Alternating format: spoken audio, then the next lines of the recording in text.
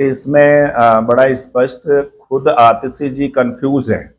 और बड़ा दुख की बात है कि भारत की राजधानी दिल्ली के मुख्यमंत्री इतना कंफ्यूज्ड है और लोगों को कंफ्यूज करना चाहती है कि सबको मालूम है कि अभी इस चुनाव से पहले लोकसभा चुनाव हुआ, उसमें कांग्रेस और आम आदमी पार्टी का खुद का अलायंस था। दोनों लोग मिलकर चुनाव लड़े। उत्तर पूर्वी लोकसभा क्षेत्र में कांग्रेस का कैंडिडेट लड़ा, यहाँ आम आदमी पार्टी ने लड़ा। ऐसे दिल्ली के अंदर इनका अलायंस में चुनाव लड़ा।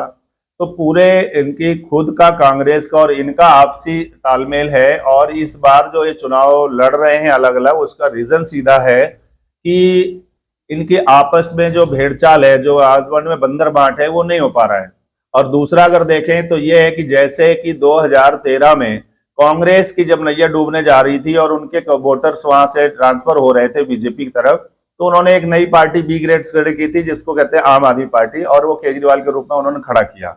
आज जब आम आदमी पार्टी की नैया डूबने जा रही तो उन्होंने कांग्रेस को कहा कि तुम अलग, ताकि हमारा वोटर बीजेपी की तरफ न जाने पाए, कांग्रेस में चला जाए। तो ये खुद आपस में एक दूसरे के सपोर्टर हैं, संपर्की हैं, एक दूसरे के लिए किसी न किसी रूप में संपर्क में है कि तुम्हारी सीट आ जाएगी, मेरी आ जाएगी, अलायंस करके सरकार बनाएंगे। लेकिन उन्हें यह नहीं मालूम है कि अब जनता भ्रमित होने वाली नहीं है।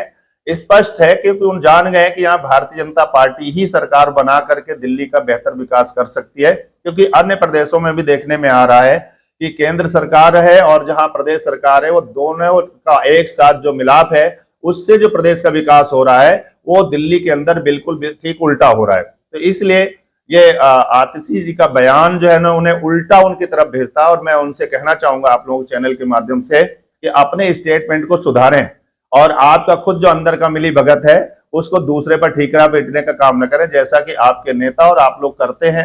जमुना जी की सफाई आज तक नहीं हुई। 25 के लिए उन्होंने कहा था कि 25 में अगर हम जमुना में आपकी डुबकी न लगा दे तो मुझे वोट मत देना। अब 25 में चुनाव जहां होने जा रहा है, जनता ने मन बना लिया है कि अब आपको वोट नहीं देंगे। उन्होंने कहा था हर घर में जो है ना मीठा सीधा जल पानी पहुंचेगा। अभी उन्होंने ड्रामा किया राजेंद्र नगर विधानसभा में, एक नई टोटी लगा करके और साफ पानी उसमें डाल करके केजरीवाल साहब ऐसे चुल्लू लगा पी रहे, बोले पानी मीठा है। आइए ना बुराड़ी में पीजिए, जरा टोटी में से पानी निकाल के पीजिए, पता चल जाएगा कि साफ आ रहा कि नहीं आ रहा। आप अपने लोगों को झूठ में भी अपने पर्सनल लोगों को गुमराह कर रहे हो, दूसरे को तो कर ही रहे हो। तो इन लोगों का जो चरित्र है वो दोहरा है और दोहरे चरित्र को जनता जान चुकी है और आप उन पर भ्रमित होने वाले नहीं है। वीरेंद्र सचदेवा ने अभी एक बयान जारी किया है कि गठबंधन नहीं होगा। जो हमें आपने शुरू से देखा होगा, हमने एक ही बात कहा था कि दिल्ली में अलायंस होगा भी तो बुराड़ी विधानसभा में अलायंस नहीं, यहाँ भाजपा ही चुनाव लड़ेगी। मैं पहले से कॉन्फिडेंस था क्योंकि मैं अपनी पार्टी की विचारधारा को अच्छे से जानता हूँ, पार्टी नेतृत्व को अच्छे से समझता हूँ। और पार्टी नेतृत्व दिल्ली में जनता के हितों के लिए, दिल्ली के विकास के लिए वो सरकार बनाने की योजना पे पूरी तरह से संकल्पित है। और इसलिए बुराड़ी विधानसभा उसमें विशेष अहम है और इसलिए भारतीय जनता पार्टी का कार्यकर्ता ही बुराड़ी में चुनाव लड़ेगा। और वो हमारे प्रदेश के अध्यक्ष जी ने अभी तक नहीं स्टेटमेंट दिया था ना, तो अब अगर स्टेटमेंट दिया है तो ये निश्चित है कि ऊपर से संदेश के माध्यम से ही है, नीचे संदेश आया है। और बुराड़ी की जनता और बुराड़ी के कार्यकर्ता आज बहुत प्रसन्न है कि हम अपने कमल के फूल को वोट दे पाएंगे और अपना विधायक बना पाएंगे। लेकिन इसमें ऐसा भी आ रहा है कि जो कार्यकर्ता है वो गठबंधन से नाराज था और जो मोदी जी की रैली है उसमें लोग जा नहीं रहे थे। उस रैली को सफल बनाने के लिए नहीं, रैली में तो इतना ज्यादा है कि अभी भी आप देखे होंगे कि मेरे पास फोन पर, क्योंकि उत्तर पूर्वी जिले की तरफ से रैली को मैं खुद उस कार्यक्रम को देख रहा था। और हमारे यहाँ से 100 बसें हमने देने के बाद भी कार्यकर्ताओं के फोन आ रहे हैं कि मेरी बसें और बढ़ाई जाए, हमारे से ज्यादा लोग जाने वाले हैं।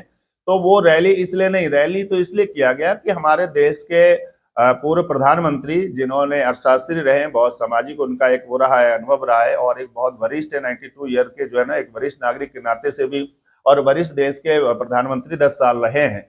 उनका निधन होने से जो 7 दिन का शोक है, उस कारण से एक बहुत ही संवैधानिक रूप से और संवेदना के साथ प्रधानमंत्री जी ने इनिशिएटिव लिया कि क्यों ना ऐसे में हमें ये रैली निरस्त करना चाहिए। शायद और कोई दल ऐसा नहीं कर सकता था, ये भारतीय जनता पार्टी ही है कि चाहे किसी दल का भी नेता क्यों ना हो, उसके नेतृत्व का भाव ध्यान में रखते हुए, उस संवेदना को रखते हुए अपनी रैली को कैंसिल किया। और ये कैंसिल नहीं है, ये आगे पोस्टपोन्ड है। इस कार्यक्रम के बाद उनके बाद रैली होने की पूरी संभावना, क्योंकि वो रैली कोई जनसभा नहीं थी, वो दिल्ली के विकास के लिए कई लाख करोड़ रुपए की जो तमाम योजनाएं थी, जो आज या तो प्लेटफॉर्म पे आ चुकी हैं, उनका उद्घाटन था, या कुछ नई योजनाएं प्रारंभ होने के लिए जो बड़ा बजट प्रावधान था, उन तमाम चीजों को लेकर के ये जनसभा हो रही थी। और उद्घाटन कार्यक्रम था, तो वो कोई निरस्त होने का विषय नहीं था। लेकिन संवेदना ये कहती है कि अगर हमारे घर में नहीं सही हमारे पड़ोस में भी अगर दुख का विषय है तो हमको भी वो महसूस करना चाहिए। और ये भारतीय जनता पार्टी का चाहे बूथ का कार्यकर्ता हो चाहे राष्ट्रीय कार्यकर्ता हो, वो अपन में विचार रखता है, उसको स्पष्ट किया।